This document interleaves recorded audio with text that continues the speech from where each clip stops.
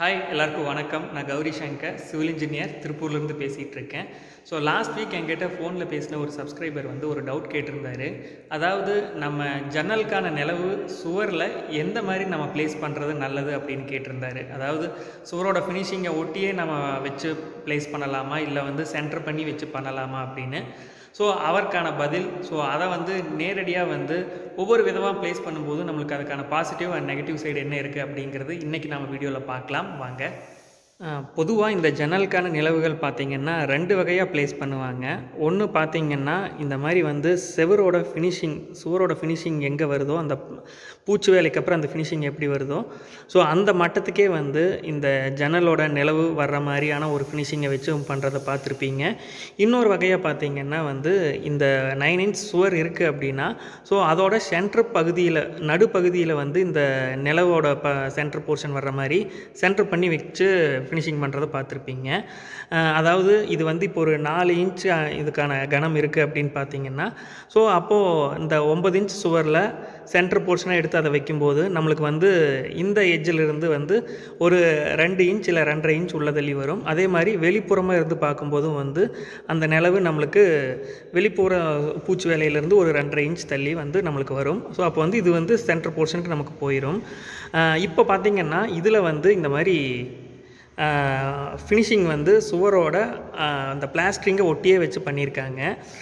So இப்போ இதனால் என்ன பிரச்சனை வருது அப்படின்னு பார்த்திங்கன்னா, இப்போ நம்ம வைக்கும்போது வச்சுட்டோம், பட் பின்னாடி பார்த்திங்கன்னா என்ன தான் நம்ம மரம் சீசனிங் பண்ணியிருந்தாலுமே வந்து கண்டிப்பாக வந்து மரம் வந்து அந்த ஷ்ரிங்கேஜுங்கிறது கண்டிப்பாக இருக்கும். ஸோ அதாவது சுருங்கி விரிகிற தன்மை மரத்துக்கு இருக்கும். ஸோ அந்த மாதிரி ஆகும்போது பார்த்திங்கன்னா இது பின்னாடி இப்போ பார்த்திங்கன்னா உங்களுக்கு இதில் வந்து கேப் தெரியறத நம்ம பார்க்க முடியுது. ஸோ அப்போ பார்த்திங்கன்னா அந்த ஃபினிஷிங் நம்ம பண்ணியிருந்தாலுமே இந்த ஒட்டி இருக்கிற இடங்களில் பார்த்திங்கன்னா அந்த பிளாஸ்டரிங் பண்ண பகுதியை வந்து இது சுருங்கி விரியும் போது அது லூஸ் ஆகி நம்மளுக்கு வந்து பிரிந்து வர்றதுக்கான வாய்ப்பு இருக்குது. ஸோ அப்போ அந்த மாதிரி ஆகும்போது கண்டிப்பாக உங்களுக்கு இதில் வந்து அந்த கேப் வந்து கண்டிப்பாக தெரியும். ஸோ இந்த மாதிரி தெரியக்கூடாது அப்படின்னு நினச்சிங்கன்னா இதை சுற்றியுமே வந்து இந்த ஃப்ரேம் போக இதில் வந்து ஒரு மர பீடிங் வந்து நம்ம கொடுத்துட்டோம்னா அது வந்து பார்க்குறக்கும் நல்லாயிருக்கும். இந்த மாதிரி மரம் சுருங்கி விரிஞ்சாலுமே வந்து அந்த கேப் வந்து நம்மளுக்கு கண்டிப்பாக அது ஒரு 2 mm 3 mm கேப் வந்து நம்மளுக்கு தெரியும். ஸோ அது வந்து தெரியாமல் நம்ம பண்ணிக்கிறதுக்கான ஒரு வாய்ப்பாக நம்மளுக்கு இருக்கும். ஸோ அந்த மாதிரி பீடிங் வந்து எக்ஸ்ட்ரா கொடுத்தோம் அப்படிங்கிற பட்சத்தில். பட் இதே வந்து நம்ம சென்டராக இன்னொரு மெத்தடாக சொன்ன மாதிரி சென்டராக நம்ம எடுத்து நம்ம கொடுத்துருந்தோம் அப்படின்னா கண்டிப்பாக இதில் வந்து பூச்சி கணம் வந்து மறுபடியும் ஒரு 1/2 இன்ச் நம்மளுக்கு இந்த அளவுக்கு கவர் ஆயிரும். ஸோ அப்போ கவர் ஆயிடுச்சுன்னா ஈவன் இது வந்து மரம் சுருங்கி விரிந்தாலுமே கூட நம்மளுக்கு வந்து ஸோ இங்கேருந்து பார்க்கும்போது இந்த மாதிரி கேப் வந்து நம்மளுக்கு தெரியாது. ஸோ அது மட்டும் இல்லாமல் உங்களுக்கு அடிஷ்னலாக எந்த ஒரு பீடிங் ஒர்க்கும் வந்து கொடுக்க வேண்டியதில்லை.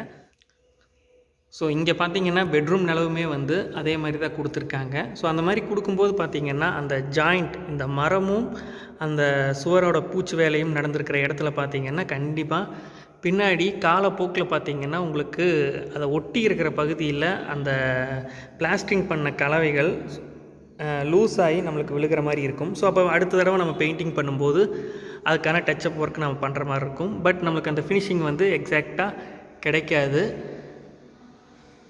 ஸோ இன்னொரு ஜன்னலும் பார்த்திங்கன்னா வந்து இதே மாதிரி தான். ஸோ அந்த இடங்கள் எல்லாமே பார்த்திங்கன்னா உங்களுக்கு அந்த வித்தியாசம் தெரியும்னு நினைக்கிறேன். மரம் சுருங்கி விரிஞ்சிருக்கும்.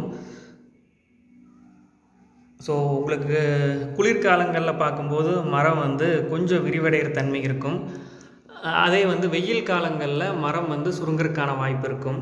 ஸோ அதனால் வந்து நம்மளுக்கு கண்டிப்பாக வந்து பிரச்சனைகள் வெளியில் இந்த மாதிரி வைக்கும்போது நம்மளுக்கு கண்டிப்பாக ஒரு ப்ராப்ளம் வரும். ஸோ இன்றைக்கி பேசின விஷயம் உங்களுக்கு பயனுள்ளதாக அமைஞ்சிருக்கும்னு நான் நம்புகிறேன்.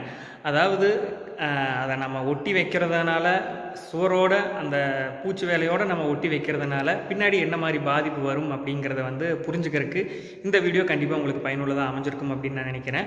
ஸோ ஈவன் நீங்கள் அந்த மாதிரி வச்சிங்கனாலும் ஸோ அதை கவர் பண்ணுற மாதிரி சுற்றியுமே வந்து ஒரு சின்ன பீடிங் ஒரு 1 இன்ச் பீடிங் இல்லை 1.5 இன்ச் பீடிங் வந்து நம்ம கொடுத்துட்டோம்னா அது கவர் ஆயிரும். ஸோ அதனால் ஒரு பெரிய பாதிப்பு இருக்காது.